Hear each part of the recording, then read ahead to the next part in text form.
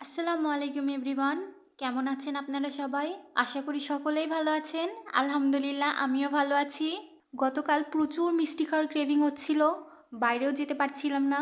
তো ভাবলাম বাসায় যা কিছু আছে তাই দিয়েই তাড়াতাড়ি করে মিষ্টি বানিয়ে ফেলি। তাই ঝটপট করে আমি চলে গিয়েছি রান্নাঘরে মিষ্টি বানানোর জন্য। তো চলুন আমি কিভাবে মিষ্টিটা বানিয়েছি দেখিয়ে দিই। মিষ্টি বানানোর জন্য আমি প্রথমেই নিয়ে নিয়েছি ছানা, দেখতে পাচ্ছেন। দুধে লেবু অথবা ভিনেগার দিয়ে একটু জাল করে নিলেই দুধে ছানা কেটে আসবে। দুধে ছানা কেটে আসলেই সুতি একটা নরম কাপড়ের সাহায্যে ছানাটা ছেঁকে নিতে হবে যেন কোনো পানি না থাকে, কারণ ছানায় পানি থাকলে মিষ্টিগুলো ভালো হবে না, ফেটে যাবে।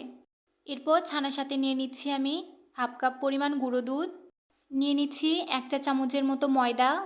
ময়দাটা বেশি দিতে যাবেন না, এতে করে মিষ্টিগুলো শক্ত হয়ে যাবে। এরপর দিয়ে দিচ্ছি 1 চা চামচের মতো চিনি, নিয়ে নিচ্ছি 1 চা চামচের মতো ঘি। হাতের কাছে যদি ঘি না থাকে এক্ষেত্রে আপনারা খাবার তেল 1 চা চামচ নিয়ে নিতে পারেন। এরপর ছানার সাথে সবগুলো উপকরণ মিক্স করে নিয়ে ভালোভাবে ছানাটা মথে নিব। ছানাটা একটু সময় নিয়েই মথে নিতে হবে। একটু সময় নিয়ে ছানাটা মথে নিলে মিষ্টিগুলো পারফেক্ট আর নরম হবে। ছানাটা মথে নিতে নিতে আপনারা দেখতেই পাচ্ছেন ছানাটা আগে কত ঝরঝরে ছিল আর এখন কতটা নরম হয়ে এসেছে। ছানাটা আমার ভালোভাবে মথে নেওয়া হয়ে গেছে। ছানা থেকে সামান্য পরিমাণ নিয়ে যখন হাত দিয়ে এইভাবে দেখবেন গোল হয়ে এসেছে, ভেঙে যাচ্ছে না, তখন বুঝবেন ছানাটা মিষ্টি বানানোর জন্য একদম রেডি। দেখতেই পাচ্ছেন আমি চামচে ঘি নিয়ে নিয়েছি। হাত ভালোভাবে পরিষ্কার করে নিয়ে আমি 2 হাতে ঘিটা ভালোভাবে লাগিয়ে নিচ্ছি। এরপর ছানা থেকে অল্প অল্প করে নিয়ে আমি ভালোভাবে মিষ্টি শেপ দিয়ে নিব। এখানে আপনাদের ইচ্ছা মতো মিষ্টি শেপটা দিয়ে নিতে পারেন। আমি এখানে মিষ্টি শেপটা গোল দিয়ে নিচ্ছি। দেখতে পাচ্ছেন মিষ্টি শেপটা কত সুন্দর হয়েছে। এভাবে আমি আরেকটা মিষ্টি শেপ দিয়ে দেখাচ্ছি। অল্প করে ছানা নিয়ে হাতের সাহায্যে এভাবে আস্তে আস্তে গোল করে নিলেই মিষ্টি শেপ দেওয়া হয়ে যাবে। আমি কিন্তু ভালোভাবে মথে নিয়েছিলাম, এই জন্য ভালোভাবে মিষ্টি শেপটা দেওয়া যাচ্ছে। তা না হলে মিষ্টি শেপ দেওয়ার টাইমে কিন্তু ভেঙে যেত। আমার সব মিষ্টি শেপ দেওয়া কমপ্লিট, দেখতেই পাচ্ছেন।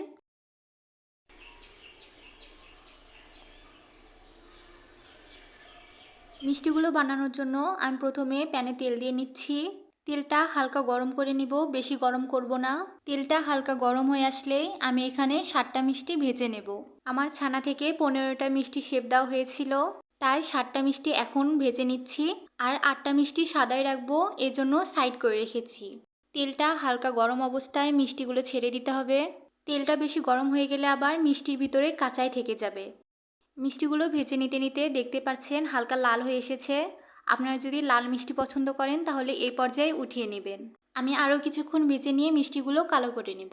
আরও কিছুক্ষণ মিষ্টিগুলো ভেজে নেওয়ার পর দেখতে পাচ্ছেন মিষ্টিগুলো কালো হয়ে এসেছে।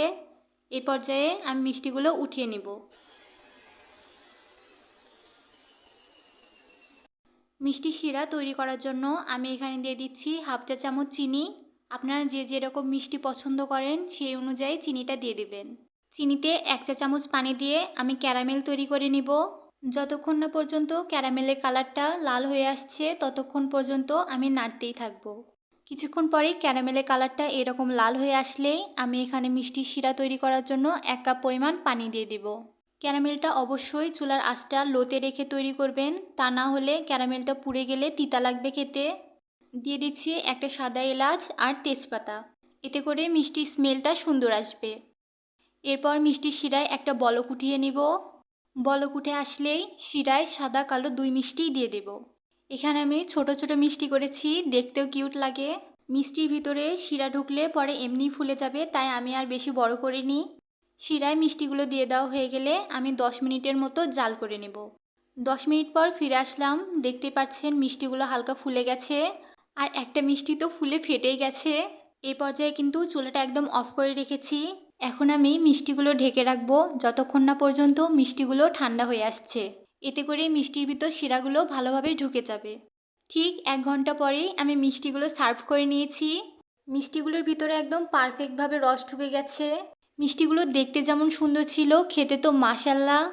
আপনারাই দেখতে পাচ্ছেন মিষ্টির ভিতরে কত সুন্দর জালি জালি হয়েছে আর নরমও হয়েছিল অনেক সুন্দর। এভাবে বাড়িতে বসেই যদি খুব সহজেই বানানো যায় মিষ্টি, তাহলে দোকানে যাওয়ার আর কি দরকার। এভাবে বাসায় তৈরি করে আমায় অবশ্যই কমেন্টে জানাবেন। আর আমার ভিডিওটি ভালো লাগলে অবশ্যই লাইক, কমেন্ট আর শেয়ার করতে ভুলবেন না। আমার চ্যানেলে সাবস্ক্রাইব করে দিবেন আর ফেসবুক পেজ থেকে দেখলে ফলো করতে ভুলবেন না। আল্লাহ হাফেজ।